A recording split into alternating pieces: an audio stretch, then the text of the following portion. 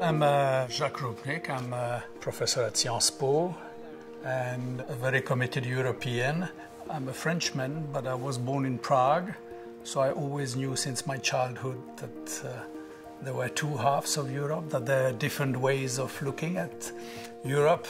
And of course, I grew up in a Europe divided, and therefore the idea of reuniting Europe was perhaps closer to me than to most people. I teach or I write about why the complicated reunification of Europe is a challenge worth taking. The big benefit is the one that people hardly measure, which is the European continent, or most of it, has been reunited peacefully through democratic process and on the whole to the mutual economic benefit of both sides. This is remarkable achievement.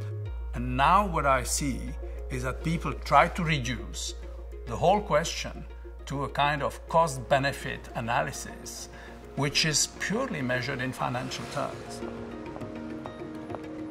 How many politicians have had the courage to say, my fellow countrymen, I understand that you have apprehensions and fears and there are problems, I don't ignore them, but, this enlargement has been a tremendous success story. We haven't heard the positive message about what this peaceful reunification of Europe meant for us historically. I mean, if you look at European history, this is an unprecedented thing.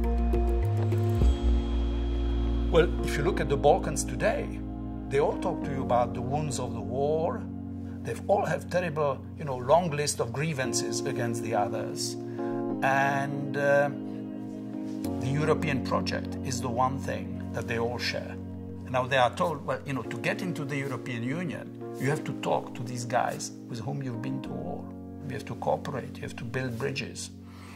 That is basically the Pax Europiana as it was built after the war between France and Germany. The idea exported, promoted, developed in the Balkans. We call it the enlargement process for the Balkans, but that's what it is about.